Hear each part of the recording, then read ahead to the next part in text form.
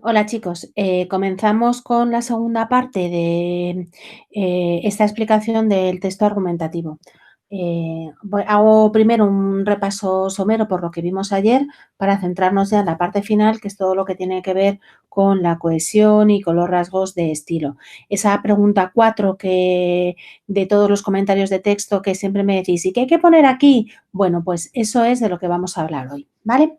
Recordad que habíamos visto las características que tenía un texto argumentativo, que sus elementos más importantes eran la tesis y los argumentos, y sus objetivos eran convencer, persuadir, refutar o disuadir, dependiendo de si actuaban sobre la razón o sobre la emoción y los sentimientos.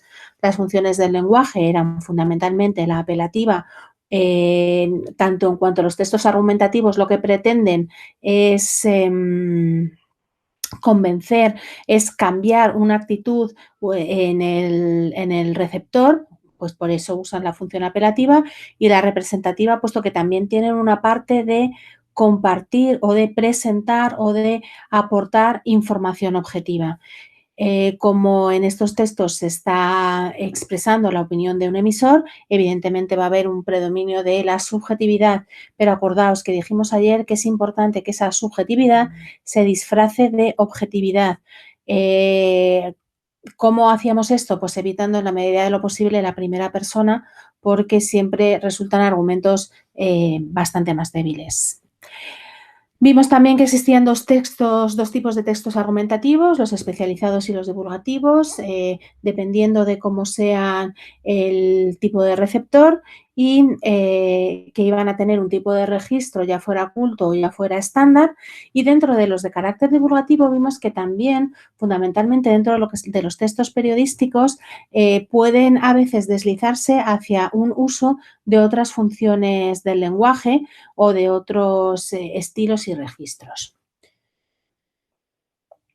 En cuanto a los elementos para proporcionar coherencia, vimos que el tema era el asunto general del que hablaba el texto y que luego, a lo largo del texto argumentativo, iba a aparecer la tesis, que es la idea defendida, y los diferentes argumentos, que son todas las ideas que apoyan la defensa de esa tesis, es decir, la idea que se pretende que se defienda.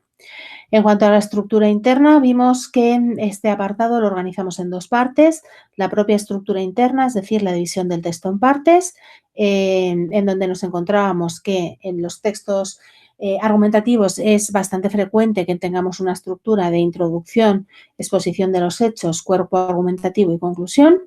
Y en la organización del texto, exactamente igual que vimos con los textos expositivos, dependiendo de la colocación, en este caso no de la idea principal, sino de la tesis, vamos a tener tres esquemas posibles. Acordaos que os dije, existen más, pero nosotros solo vamos a estudiar estos tres. El deductivo, si tenía la tesis en primer lugar y luego el cuerpo argumentativo; el inductivo, si es al contrario, primero el cuerpo argumentativo y luego la tesis; y un esquema circular o de encuadre o inductivo-deductivo si teníamos al principio tesis, cuerpo argumentativo y existía una recapitulación o un resumen que recogía las ideas principales del texto, reforzando la tesis defendida. Vale, pues nos habíamos quedado aquí.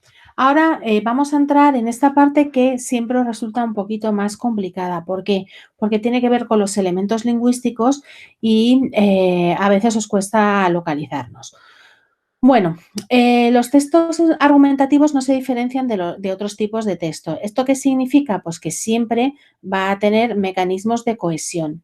Los mecanismos de cohesión, que los habíamos repasado con los textos expositivos, siempre van a ser los mismos. Y estos son algunos de los esenciales, ¿vale?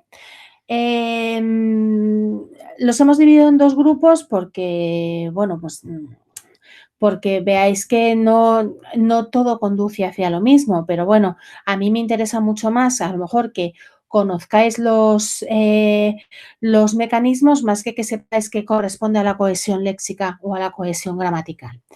Bueno, entonces, mecanismos habituales en cualquier tipo de texto y fundamental, y aquí también en los textos argumentativos, que son los que nos ocupan.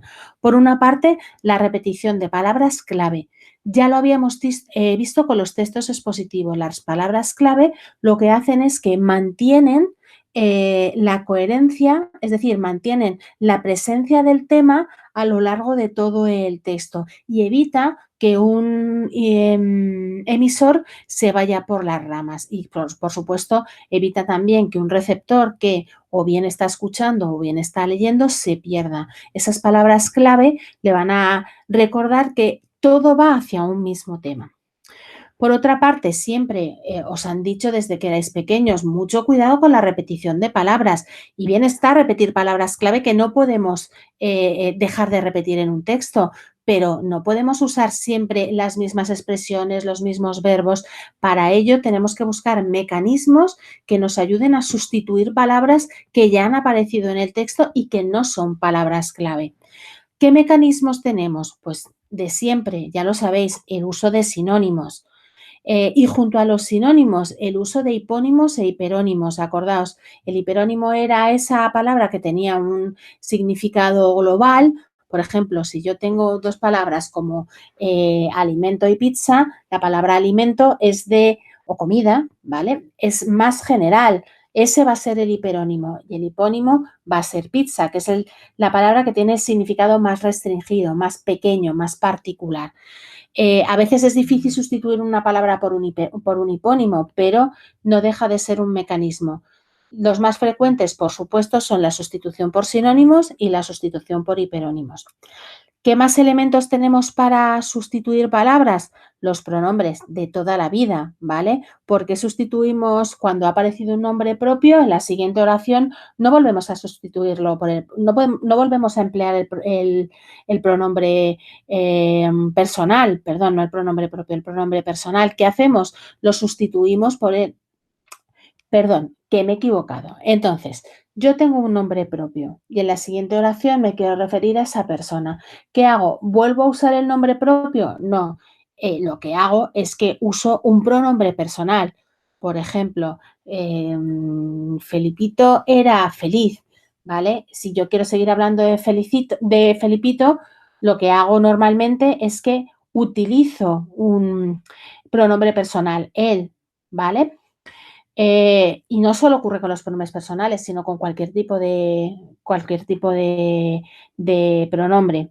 También los adverbios me sirven para eso, sustituir expresiones de lugares por ejemplo, aquí, allí o expresiones de tiempo, ayer, antes de ayer.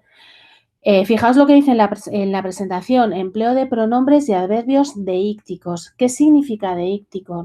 Deíctico significa que se refiere a un elemento que está dentro del contexto, ¿vale? Deíctico, la palabra deíctico significa que señala. Cuando yo estoy empleando un pronombre o un adverbio, me estoy refiriendo a un elemento en concreto que está en el contexto de la comunicación, ¿vale? Y luego, otra de las cosas que también hemos aprendido desde primaria es eliminar aquello que no sea necesario, eliminar las palabras sobreentendidas. Imaginaos un texto argumentativo o cualquier tipo de texto en donde no nos comiéramos ni un solo sujeto, donde todos los sujetos fueran sujetos expresos, no hubiera sujetos omitidos. Tardaríamos en hablar 500.000 años más, ¿vale? Ese tipo de expresiones que se sobreentienden es bueno eliminarlas en los textos argumentativos y en todos los textos. ¿Por qué? Existe una ley que se llama la Ley de Economía Lingüística. ¿En qué consiste la Ley de Economía Lingüística? Pues como todas las leyes, conseguir el mayor rendimiento con el menor esfuerzo. En la lengua ocurre lo mismo, conseguir el mayor rendimiento, es decir, transmitir la mayor cantidad de información con el menor número de palabras. ¿De acuerdo? Para eso evitamos las expresiones que son redundantes, que no hace falta porque ya conocemos esa información. En otro orden de cosas, otro tipo de mecanismos, tenemos fundamental el orden sintáctico. Si no tenemos orden en las oraciones, si el texto está desordenado, nos vamos a perder. Es fundamental ser ordenados, terminar las oraciones. Para eso es fundamental el buen uso de la puntuación. Me paro un momento en lo que se refiere a terminar las oraciones. ¿Por qué lo digo? Porque si os dais cuenta, cuando nosotros hablamos, muchas veces, como tenemos el contexto y las cosas se van sobreentendiendo, acabamos por no terminar las oraciones. Eso en el lenguaje coloquial o en el lenguaje oral no genera ninguna dificultad, no genera ningún problema. ¿Por qué? Porque tenemos todo el contexto que nos ayuda a interpretar el texto. Sin embargo, en un texto escrito, dejarnos una oración sin terminar acaba por convertirse en un error gramatical enorme. Cuando eso ocurre, se producen lo que se llaman los anacolutos, que es una de los mayores atentados que se puede cometer en la lengua. ¿Qué más mecanismos vamos a tener para conseguir esa cohesión? Pues el empleo de los conectores. ¿Qué son los conectores?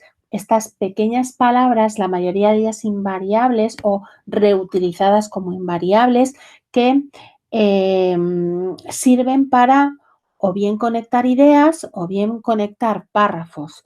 ¿Qué tipos de palabras vamos a tener? Pues por supuesto conjunciones, todas las conjunciones. ¿Vale? Ya las conocéis, habéis estudiado las conjunciones coordinantes. Estamos viendo ahora las conjunciones subordinantes. Hay muchísimas conjunciones. Expresiones que ayuden a ordenar las ideas del texto, por ejemplo, en primer lugar, en segundo lugar, en tercer lugar. Y expresiones que ordenan párrafos o ideas, por ejemplo, como vimos anteriormente, ¿vale? Todo eso son conectores, ¿vale? Insisto, un conector no tiene por qué ser simplemente una palabra, puede ser incluso una pequeña frase que nos ayude a recordar y organizar el contenido del texto. Bueno, y por último vamos a ver rasgos específicos de los textos argumentativos. Estos, si nosotros vimos los elementos para proporcionar la cohesión aparecen prácticamente en todos los tipos de texto, estos van a ser específicos de los textos argumentativos. Acordaos que cuando vimos el tema de los textos expositivos nos ocurrió exactamente lo mismo, que vimos ciertos mecanismos que eran propios o ciertos elementos lingüísticos, perdón, que eran propios del texto expositivo, por ejemplo, uso de tecnicismos, ¿vale? Bueno, pues aquí ocurre lo mismo. Los textos argumentativos tienen los suyos. Aquí os he hecho una lista. La lista la tenéis un poquito más desarrollada en los apuntes, ¿vale? Simplemente pues era un recordatorio. Evidentemente, si tenemos textos que tienen un gran valor subjetivo, vamos a necesitar palabras o expresiones valorativas, es decir, que estén expresando la valoración que un emisor hace sobre la realidad, ¿vale? Por ejemplo, imaginaos, desgraciadamente, esta situación se repetirá en el futuro. ¿Qué es lo que está haciendo ese adverbio desgraciadamente? Está aportando la opinión personal, es decir, una opinión subjetiva del emisor. Por ejemplo, otra posibilidad, palabras que en sí mismas ya tienen esa valoración positiva o negativa. Por ejemplo, si yo digo una palabra como horror o como terror, tiene un significado negativo, subjetivo, que no tienen otras palabras. Si yo, por ejemplo, digo una palabra como extraordinario, ya estoy haciendo una valoración personal, la tiene la propia palabra. Decía que hay muchísimos tipos de expresiones o palabras de este tipo, valorativo. Lo que he hecho ha sido en la presentación poneros un enlace a una diapositiva que aparece después que no voy a desarrollar y que es una captura de pantalla del documento por si queréis estudiar directamente de aquí, ¿vale? Y aquí lo tenéis, bueno, pues eso, no me voy a parar en desarrollarlo, ¿vale? Pues expresiones de duda, de falsedad, de valoración, de obligación, implicación personal, ¿vale? Lo que hemos dicho de los adverbios, de los adjetivos, de los sustantivos, ¿de acuerdo? Vale. Vamos a seguir con los elementos lingüísticos. Son frecuentes en los textos argumentativos lo que se llaman los verbos modales. Los verbos modales son verbos que expresan voluntad, es decir, querer algo, pensamiento o habla. Algunos verbos modales, los he puesto ahí en la presentación, creer, pensar, suponer, lamentar, desear, todos estos implican una implicación o suponen una implicación personal del emisor. De hecho, frecuentemente todo este tipo de verbos aparece en primera persona, ¿vale? Yo creo, yo pienso, supongo, lamento, ¿vale? Son las marcas más personales que puede tener un texto argumentativo. Acordaos que dijimos también, que hemos dicho a lo largo de las dos presentaciones, que evitar en la medida de lo posible la primera persona para que nuestro texto argumentativo tenga fuerza, pues es lo que tenemos que hacer. ¿Qué más cosas suelen aparecer? Evidentemente, como el texto argumentativo es un texto que trabaja mucho sobre el receptor, es decir, el receptor es la parte importante. Entonces tenemos que buscar formas de llamar la atención del receptor.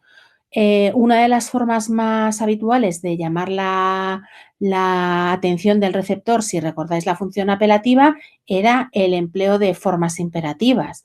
¿Vale? Los textos argumentativos están llenos, muchos textos argumentativos están repletos de imperativos. Fijaos la publicidad es el texto argumentativo por excelencia. Anda que no hay imperativos dentro de los textos publicitarios. Lo mismo, ¿vale? Con el mismo objetivo, el uso de vocativos. No sé si recordáis lo que era un vocativo. Un vocativo es el uso de una expresión para llamar la atención del receptor, que normalmente suele ser su nombre. Por ejemplo, eh, Fran, ven aquí, ¿vale? Ese Fran, esa llamada por su propio nombre al receptor es lo que se llama un vocativo. Y formas como estas, además de los vocativos, va a haber muchas llamadas de atención al receptor, porque ese es el objetivo, convencerlo, disuadirlo, persuadirlo, refutar, ¿vale? Es importantísimo ese trabajo con el receptor dentro del texto argumentativo. Un elemento también importante, no solo de los textos argumentativos, en general de cualquier tipo de texto, el uso de términos que pertenecen al mismo campo semántico. Recordad, un campo semántico era un conjunto de palabras que tenían un rasgo de significado en común. Realmente aquí, cuando digo campo semántico, no quiero decir campo semántico, quiero decir isotopía o campo asociativo, que es un poquito más amplio. ¿Por qué? Porque el campo semántico está formado por un grupo de palabras que tienen todas la misma categoría gramatical, es decir, todos son sustantivos o todos son adverbios. El campo asociativo o la isotopía es más amplio, incluye palabras de cualquier tipo, de cualquier categoría gramatical. Los textos argumentativos emplean muchísimo las oraciones subordinadas. Todavía no hemos estudiado las subordinadas adverbiales, ¿vale? Pero fijaos, si tenemos oraciones que expresan cosas como causa-consecuencia, concesión, es decir, están oponiendo ideas. Si tenemos oraciones que van a expresar comparaciones entre dos cosas, pues ¿cómo no se van a usar las oraciones subordinadas? Fundamentalmente las subordinadas, las que nos faltan por ver, las adverbiales y las circunstanciales, ¿vale? Simplemente, de momento, con que sepáis que usan mucho la subordinación, pues me vale, ¿de acuerdo? Para la parte de transmisión de información objetiva, lo que van a hacer los textos argumentativos es usar en esas partes oraciones enunciativas, ¿vale? Las oraciones enunciativas que recordad están vinculadas a la función representativa, la que describe el mundo, la que aporta información objetiva sobre la realidad. Pues en esas partes de aportación de información se van a emplear oraciones enunciativas. Pueden ser simples o compuestas, pero van a ser enunciativas. Otro de los elementos muy frecuentes en los textos argumentativos son las exclamaciones y las interrogaciones retóricas. Exclamaciones retóricas que lo que hacen es que llaman la atención del receptor e interrogaciones retóricas que simplemente es un mecanismo para de alguna manera, retomar el contenido que ha salido antes y también llamar la atención del receptor. Recordad que las interrogaciones retóricas son preguntas que no esperan una respuesta, ¿vale? Son retóricas. Eso es lo que significa retórico, que sirven simplemente para crear un texto, no tienen una función lingüística de buscar una respuesta. También se emplean algunas figuras literarias como la hipérbole, porque en la exageración todo lo que se aleja del receptor, todo lo que es lo que produce un distanciamiento, provoca de alguna manera que el receptor sea capaz de ver la realidad de una manera mejor, ¿vale? ¿Cuándo vemos nosotros mejor las cosas? Cuanto más se distancian de nosotros. Acordaos que esto cuando hablamos del siglo XVIII lo veíamos con las fábulas. ¿Por qué las fábulas tienen como personajes a los animales? Porque no son humanos. Si fueran humanos no seríamos capaces o nos costaría mucho más ver el tipo de conflictos que se plantean. Los animales, al estar más alejados, hacen que nosotros seamos capaces de mirar con ojos más críticos y por lo tanto percibimos muchísimo más el mensaje, nos convence muchísimo más. La metáfora, pues lo mismo, ¿vale? La metáfora es una figura literaria que también funciona con un alejamiento de la realidad. Y la ironía, ¿vale? Si recordáis, la ironía era esa figura literaria que consistía en expresar, utilizar palabras para expresar justo lo contrario de lo que se quiere decir, ¿vale? La ironía está muy relacionada con lo que veíamos ayer de la contraargumentación, es decir, usar argumentos contrarios a nuestra tesis defendida para llamar la atención del receptor y convencerlo de una manera más potente. Por último, pues los conectores específicos de este tipo de texto. Aquí también os he incluido un enlace. Los conectores son fundamentales, son mucho más importantes los conectores en este tipo de texto que en los textos expositivos. ¿Por qué? Porque hay muchas ideas que se tienen que relacionar. Fijaos, tenemos una tesis y tenemos un montón de argumentos, ¿vale? Tenemos contraargumentos también. Todas esas ideas se tienen que ordenar y se tienen que relacionar de alguna manera. Por eso, en este tipo de textos van a aparecer muchos conectores, ¿vale? Exactamente igual que he hecho en las palabras o expresiones valorativas, os he incluido aquí un enlace a la última diapositiva. Y como hay un montón de ellos, no quería incluirlos y pararme a explicar cada uno de ellos en la presentación. Pero bueno, que sepáis que si queréis estudiarlos directamente aquí y no tener que ir a los apuntes, lo podéis hacer, ¿vale? Fijaos. Estos son, ¿vale? Marcadores discursivos generales, pues los que dan orden, ¿vale? Los que relacionan ideas, los que también van segmentando y luego conectores específicos, pues de causa-consecuencia, de secuencia temporal, de oposición, ¿vale? Estos en muchos casos se comparten también con los textos expositivos. Y bueno, pues con esto yo creo que ya quedaría terminado el tema. Sí me gustaría hacer una reflexión general sobre estos dos últimos apartados que son más difíciles. A ver, ya os he dicho que tanto los mecanismos de cohesión, tanto léxica como gramatical, como los elementos lingüísticos de los textos argumentativos, formarían parte de lo que es la pregunta 4. Hay que saberse las cosas, hay que saber qué mecanismos se usan, hay que saber qué, eh, qué elementos lingüísticos son propios de este tipo de texto, pero no hay que volverse loco. ¿Vosotros creéis que yo me sé toda la lista de conectores? No, sé para qué sirven y sé identificarlos, pero sí que hay que saber ciertas cosas. No hace falta que os estudiéis toda la lista de palabras, pero sí que conozcáis los mecanismos, por favor. Eso es lo que va a hacer, y además, si seguís este orden también os va a ayudar, va a hacer que vuestros comentarios de texto brillen, que sean interesantes, que sean buenos, que al corrector le interesen, ¿vale? Y estamos todavía en cuarto de la ESO, pero en segundo de bachillerato os vais a tener que enfrentar a una selectividad y, por una parte, vais a necesitar todos estos elementos lingüísticos en el comentario de texto y, por otra, hay una pregunta específica de creación de un texto argumentativo que tenéis que hacer vosotros. Por lo tanto, todo este tipo de mecanismos tenéis que conocerlos y debéis empezar no solo a conocerlos, sino a utilizarlos, ¿vale? Pues nada más, chicos, con esto terminamos la explicación del tema. Sé que esta parte es un poco más complicada y más difícil porque en general todo lo lingüístico os cuesta un poquito más, pero también es necesaria y hay que hacerla. De verdad, chicos, si conocemos nuestra lengua, si conocemos las formas de usar la lengua, podemos conseguir efectos en los demás fantásticos.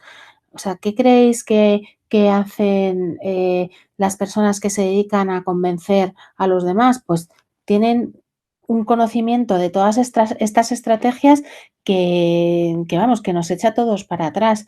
De verdad, son cosas que vais a necesitar en la vida, ¿vale? Aprenderlas, leerlas, utilizarlas, porque si algo de la asignatura de lenguas va a servir, va a ser precisamente tanto los textos expositivos como los textos argumentativos, porque os vais a pasar toda vuestra vida, tanto laboral como personal, haciendo este tipo de textos. De hecho, lo estáis haciendo todo el tiempo, todo el tiempo. Esto es verdaderamente importante. Pues nada, chicos, que aquí termina el tema. Espero que más o menos os hayáis enterado y ya sabéis, dudas, lo que queráis en el Classroom, etcétera, etcétera, etcétera. Venga, un beso, hasta luego, chicos.